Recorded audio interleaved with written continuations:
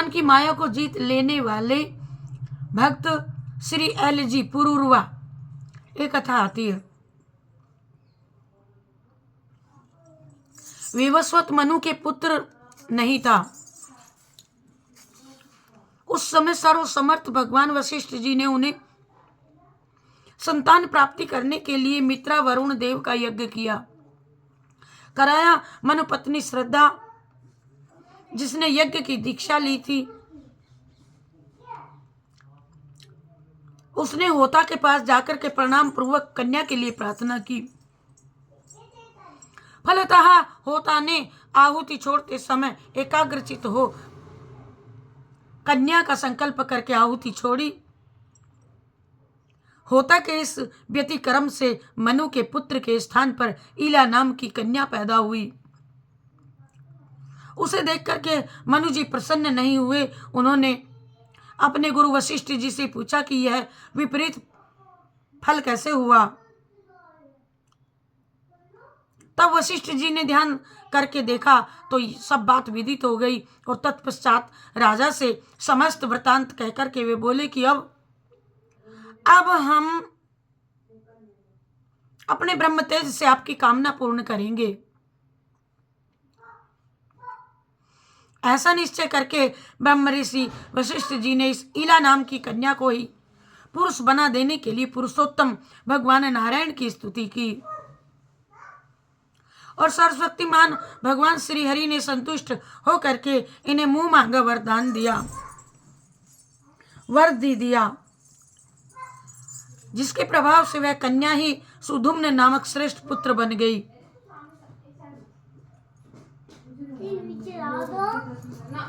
और एक बार शिकार खेलते हुए से समाज राजा सुधुम्न सुमेरु पर्वत की तलहटी के एक गिरिजा शंकर बिहार वन में पहुंच गए। वहां प्रवेश करते ही शिवजी के पूर्व शापवश कि वन में जो आएगा वह स्त्री हो जाएगा, सब स्त्री हो गए।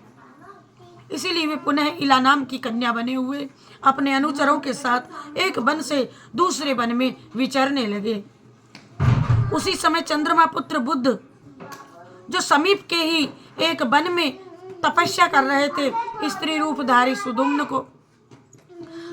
को देख करके मोहित हो गए और इधर उन्होंने भी कामोपम चंद्र कुमार बुद्ध को पति बनाना चाहा। फिर तो दोनों में परस्पर प्रेम हो गया। परिणाम स्वरूप बुद्ध ने उनसे पुरूरवा नामक एक पुत्र उत्पन्न हुआ। कुछ काल बाद सुधुम्न ने श्री सद्गुरुदेव वशिष्ठ जी का स्मरण किया। वे आए और राजकुमार की दशा देख करके उन्हें दया आ गई और उन्होंने सुधुम्न को पुनः पुरुष बना देने के लिए भगवान शंकर की आराधना की और श्री शिवजी ने अपना शाप और वशिष्ठ जी की विनय दोनों की रक्षा करते हुए यह वर दिया कि ये 1 महीने तक पुरुष एवं 1 महीने तक स्त्री रहेंगे। अप्सरा उर्वशी एक दिन इंद्र की सभा में देव ऋषि नारद जी के मुख से पुरूरवा के रूप, गुण, शील, स्वभाव, शौर्य, वीर्य, बल, पराक्रम को सुनकर के खेल लो, आप ले लो।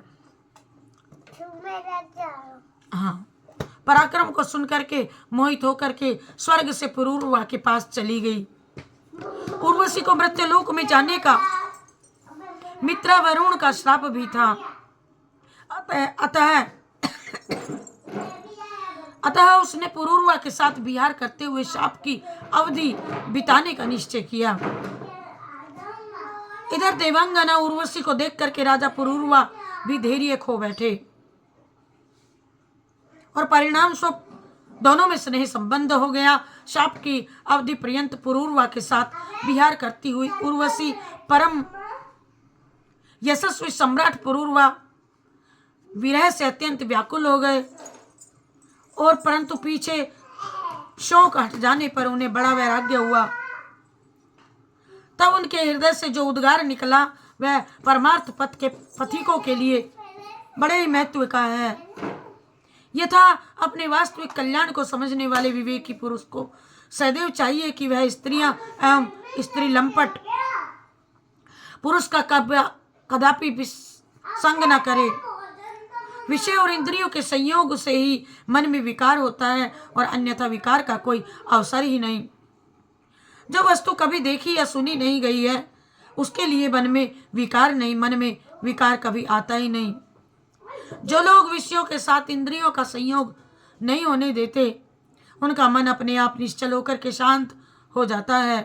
अतः मन, वाणी और श्रवण इंद्रियों से स्त्रियों और स्त्री लंपटों का संग कभी नहीं करना चाहिए।